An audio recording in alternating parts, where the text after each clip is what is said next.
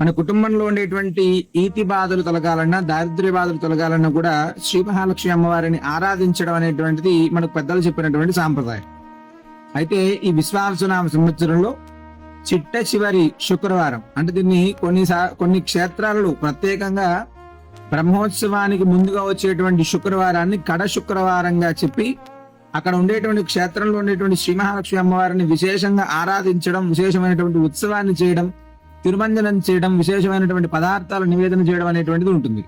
మన ఇంట్లో కూడా ఈ యొక్క కడ శుక్రవారం నాడు, అంటే ఫాల్గుణ మాసంలో బహుళ దశమి శుక్రవారం, ఈ యొక్క సంవత్సరంలో మార్చి 13వ తారీఖు వస్తుంది. ఈ 13వ తారీఖు వచ్చేటువంటి ఈ శుక్రవారం నాడు, అంటే వచ్చేటువంటి పరాభావన సంవత్సరానికంటే ముందుగా వచ్చేటువంటి చిట్ట చివరి శుక్రవారం. ఈనాడు మహాలక్ష్మిని ఆరాధించడం, మన ఇంట్లో ఉండేటువంటి లక్ష్మీ అమ్మవారి రూపం ఉంటేనో లేదా అమ్మవారి విగ్రహాన్నో విశేషంగా తిరుమంజనం చేసుకొని అమ్మవారికి విశేషంగా పుష్పాలను సమర్పించి అష్టోత్తర శతనామార్చన చేసుకోవడం, విశేషమైనటువంటి మధుర పదార్థం అంటే తీపిగా ఉండేటువంటి పదార్థాన్ని అమ్మవారికి నివేదన చేసి అమ్మవారిని మన ఇంట్లో ఉండేటువంటి ఈతి బాధలు తొలగాలి అని చెప్పి విశేషంగా అర్చించుకోవడం.